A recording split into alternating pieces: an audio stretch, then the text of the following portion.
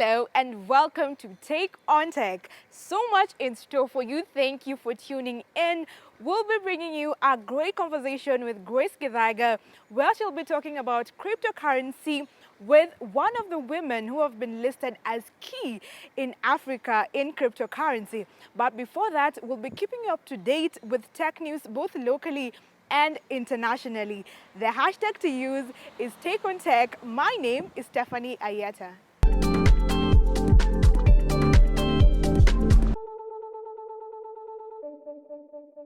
Ukraine has adopted a technology where they're using facial recognition to identify the dead. So we're asking you today, do you think this is a technology we can adopt here in our country to identify the unclaimed bodies? Talk to us. The hashtag to use is Take on Tech at KBC Channel 1 or our fan page at Take on Tech.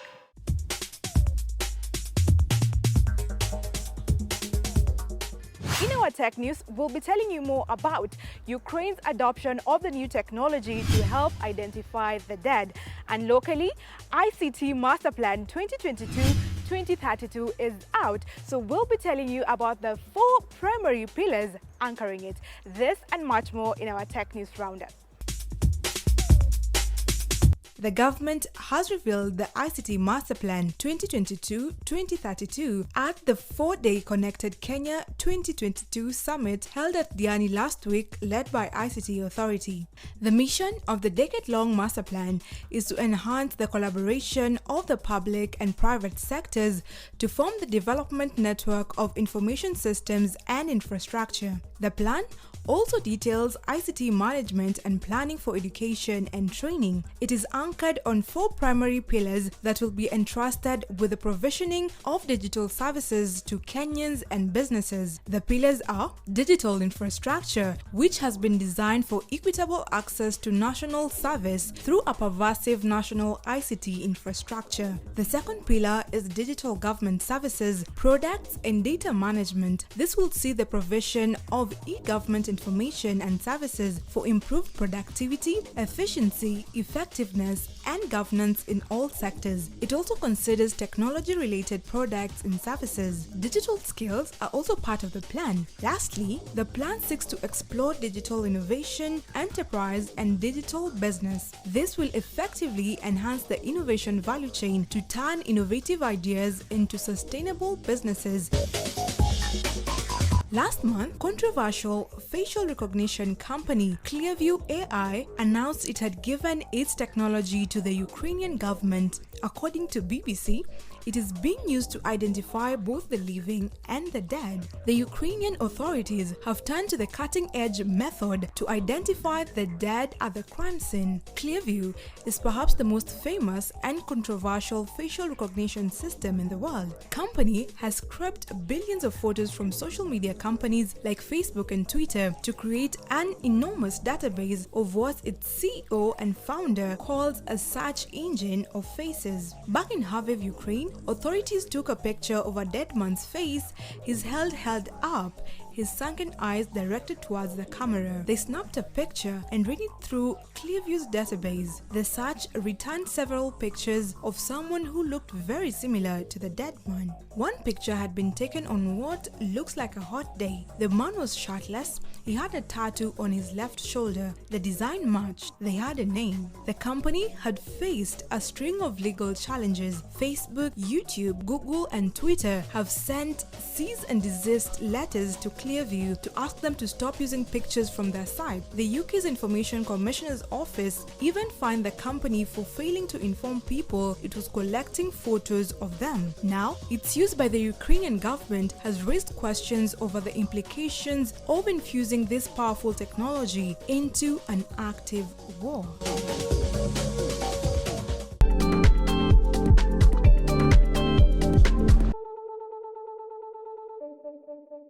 We know that solar panels power up our houses after being charged by light from the sun. So what if I tell you that your devices can now be charged by any light, not just the sun? This could be the LED or even your light bulb. Let's have more in our Tech of the Week.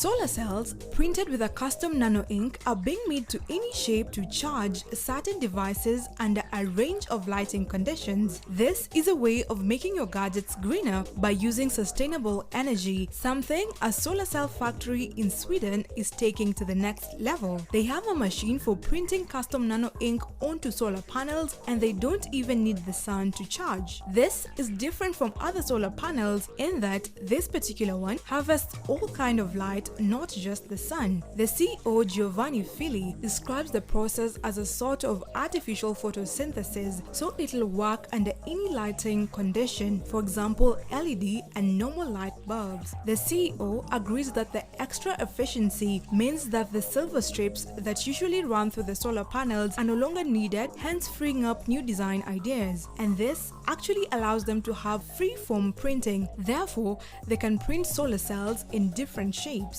The luxury of using this type of technology over the conventional charging will need you to add an extra 5,670 Kenyan shillings when buying the devices, several of which have already been created.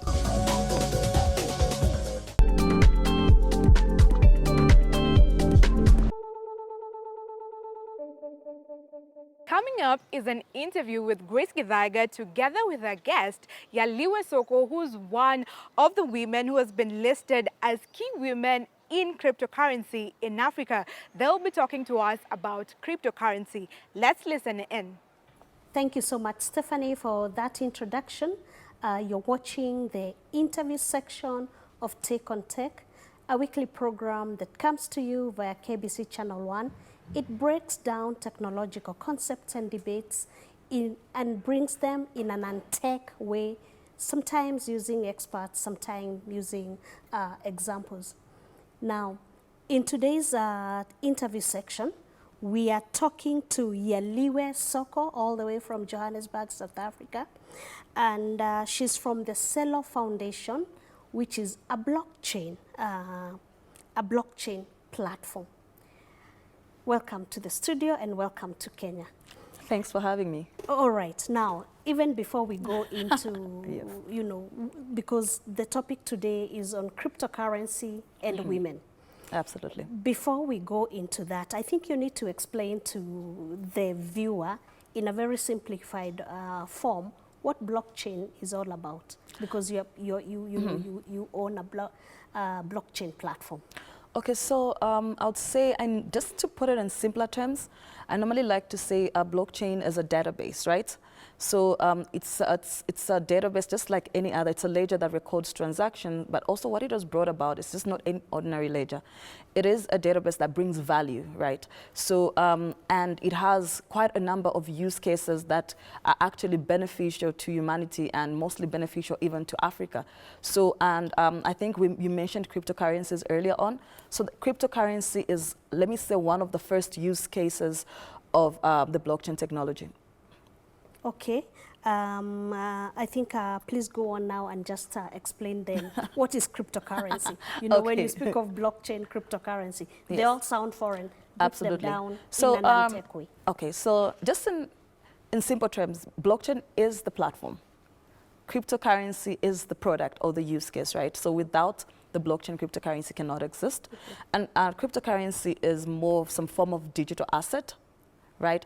I would just shy away from using the word currency a lot because a lot of people will argue that it's not legal tender. So it's some form of digital asset that does not really require a third party or a middleman for transactions to take place. Okay, when you say that, you know, it's not legal tender, but you're calling it an asset, what's the difference? Legal tender is when there's a stamp by the government to say this can be used, right, in the country. Though there are some countries that have actually made Bitcoin legal tender, like, for example, in the case of El Salvador, and now we're looking at Ukraine. So I'm in Kenya right now looking at the standing. They're still being like, the central bank is still exploring the idea of digital currency, so I wouldn't say, I would rather just say, okay, it's a digital asset of some, yeah. Okay. How many women would you say are involved in crypto? Would you have statistics or, you know, ranges of how many women are involved in cryptocurrency? I wouldn't necessarily give you like the full statistics, but if you look at way before, right now you find that I'm at the Tech Summit right now, and we've had, I was actually moderating a panel on digital finance, right? And looking at how, like kind of looking at if crypto can actually end poverty in Africa. And I was not the only woman on that panel. Looking at maybe the audience, there were a lot of women that are now coming to the party. So I would say it's a ratio of maybe 60-40. There's still more men, but I'm still seeing a lot of women coming up as well. Okay. I want to take you back to something you alluded to. Yes. That there are no structures, there is no hierarchy. What's that? Okay, so blockchain as a technology itself is decentralized, right? It is not owned by anybody. So I cannot stand and say, I own this platform. It's an open platform that you and I can actually build something on top of it. You can build something, like you can see the t-shirt I'm wearing here is, it's normally about building tools that create the conditions of prosperity for everyone. So if I'm interested, there's a platform available for me to go and build. So I'll just give you an example of something really interesting that the Seller Foundation in partnership with Mercy Corp is actually doing in Kenya. That's running a pilot, let me say a digital microwork pilot. And they've actually empowered over 200 youth in Kenya right now by giving them access to microwork and from, like I would say, all over the world, right? And the youth are able to earn using a stable coin, right? So it has actually also shown us that the blockchain and cryptocurrency can bring about financial inclusion. And secondly, it has also made remittances cheaper, right? So if you look at this youth, so it's a lot of young people doing micro tasks and earning about maybe $7 a day, right? And I think that is actually maybe even more than what maybe a lot of people in Africa are earning per day just for doing a lot of other work. So they're earning that. It takes away the issue of being idle. Let's say you're just coming out of college. It also gives you something to look forward to without having to really be all over the place looking for a job. And a lot of youth, if they're empowered like that, are not able to blame the government for not creating jobs, right? So with that, people are able to receive this digital asset, let me say a stable coin called CUSD, Cello Dollar, which is pegged 1-to-1 to the dollar, and actually at a transaction cost of maybe next to nothing. So that way, they almost receive the full amount of money that they've worked for. But if you have to use another medium of exchange, another remittance service provider, you find that instead of receiving the $7, they would receive maybe $3. So it also enables those kinds of things to take place. Take on Tech, the interview section takes a short break, and when we return, we are in the studio. We have Yaliwe Soko from South Africa, Seller Foundation, a blockchain platform. Now, please continue following us on our social media handles, and that's at KBC Channel 1, hashtag Take on Tech.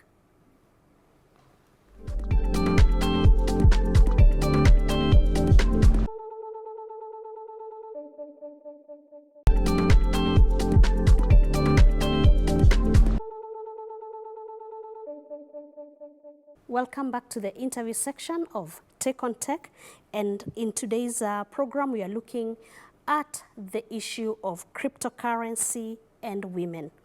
Now, before we went on break, Yaliwe, we were speaking about the issue of blockchain not being owned, the structure not being owned by anyone, and yet you expect more women to come on board. It has been proven that women are very careful with their finances, and they will not get into something that they are not assured of their security. How do you assure this security? Okay, so I think in the first place, I'm not talking about investments. So I'm not telling women to actually come on board and put money into this platform. It's a platform that enables people. Let's say for myself, I did not get into the platform to say I put in money, right? I got into the platform because I was interested in what the tech can do and how it can improve certain structures, and I got more interested in educating more people. So women can get in different areas. There are women right now that own blockchain-based platforms, and they actually get access to funding to actually run those projects. So I say it brings about innovation. It brings about empowerment, entrepreneurship. So I know women are also keen on entrepreneurship, and they actually, I think, on average, an African woman is doing some form of entrepreneurship, right? You could be working and there you come popping up, you selling earrings, right? So women are keen on that. So it's just exploring a very different world, which is not very, very difficult anyway to start with. You talked, you indicated that most African countries are going through the process of, coming up either with ways how, cryptocurrencies are going to be managed. In your opinion, is there a best practice, for example, that can be adopted by the countries? I think the first thing is we focus on the tech, right, and what it can do for our systems. So I'm just going to give just a slight one example, because if I go into the use cases, I might spend my whole day here. So we're looking at things like qualification verifications, for example, for university students. You can implement a blockchain for that, right? And also incentivizing youth for maybe performing certain tasks, right? So they can use that, because that way we're empowering the youth.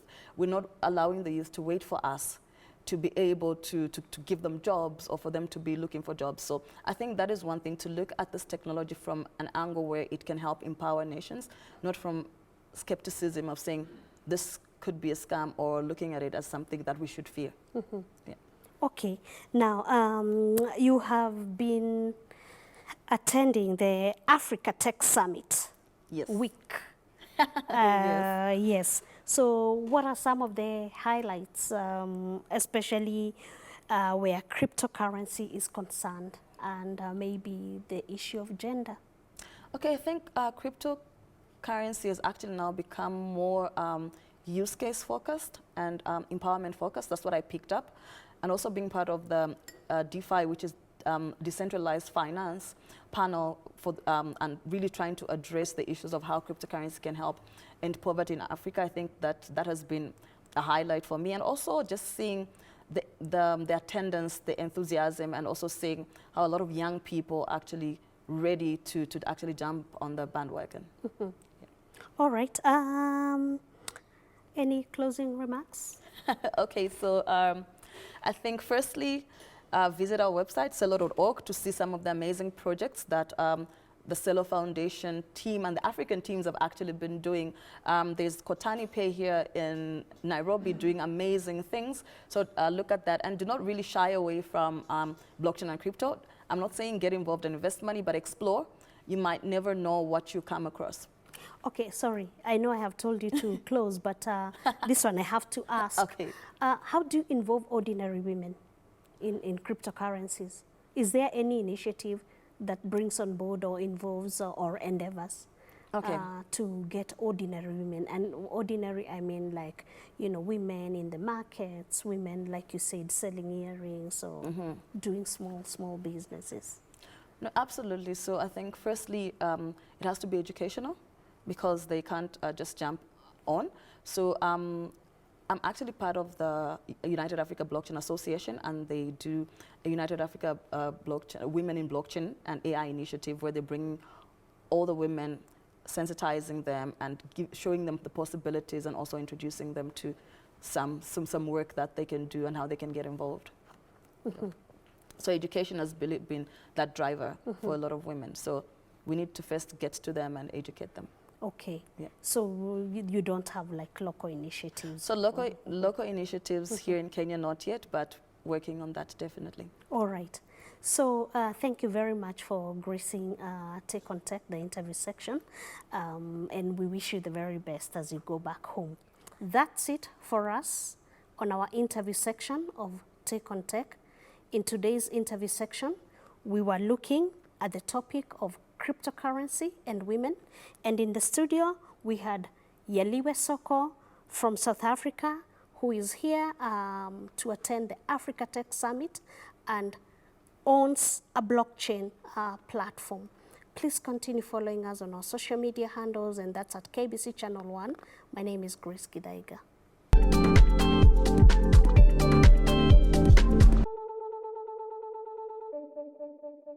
You know how we have airbags in our cars? Well, this week in our Innovators Club, we'll be telling you about helmets that have airbags set to improve the safety of our cyclists. Check it out. This is an airbag for urban cyclists. It is worn like a collar around the neck. Hovding 3 registers the cyclist's movements 200 times per second. In the event of an accident, the airbag inside the collar inflates in 0.1 seconds. Hovding says that this will efficiently fixate the neck and protect the head from injury. The activation system is a magnetic solution that puts the Hovding in active mode when the strap is inserted. When inserted, a magnetic field is broken which activates the Hovding. The airbag is designed like a hood and made in a one-piece woven polyamide that won't rip when scraped against the ground. The collar is made of waterproof, functional fabric that provides the best possible protection for the built-in airbag system. The size can be adjusted by using the BOA solution. The BOA is attached to the collar at the outer inside-facing neck center. The collar is ergonomically designed with even weight distribution across the shoulders. It is slightly heavier at the back than at the front, so that when cycling, the weight is resting on your back. The collar isn't washable, but is protected from wear, sweat and dirt by the surrounding fabric shell. Any marks on the collar can be rubbed off carefully with a damp cloth. Hovding is charged with a USB cable. Battery level is easy to check by using the function button on the collar. 2 hours of charging makes the battery last for 15 hours of active cycling. The device is Bluetooth connected and notifies selected contacts in the event of an accident. Hovding mentions that, according to scientific research, their airbag technology protects up to 8 times better than traditional bicycle helmets. Hovding's accident detection system consists of an algorithm based on artificial intelligence. This algorithm is trained by providing it with data. Hovding says that thousands of tests were done, reenacting cycling accidents using stunt riders and crash test dummies to collect the specific movement patterns of cyclists in accidents. This data creates a solid base for Hovding's accident detection algorithm. Cycling may be the answer to many of the challenges relating to the environment, congestion in cities, and health. Hovding certainly takes cyclist protection to the next level.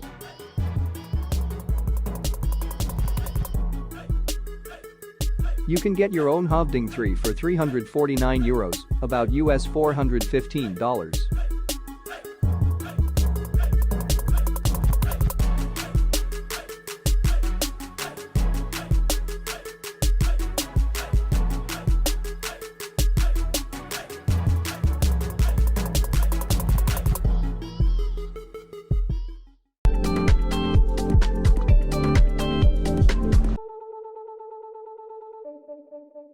We have come to the end of today's show. Thank you for keeping tuned all the way till the end. The conversation, however, doesn't stop. Today we are asking you, what's your take on our country adopting a facial recognition technology to identify and claim bodies of the dead? Talk to us using the hashtag TakeOnTech at KBC Channel 1 and our social handle at TakeOnTech. You can also talk to me at Stephanie_Ayieta, that is on Instagram, and Stephanie Ayieta across all other social media platforms. Let's meet next week, same time, same place. Until then, bye-bye.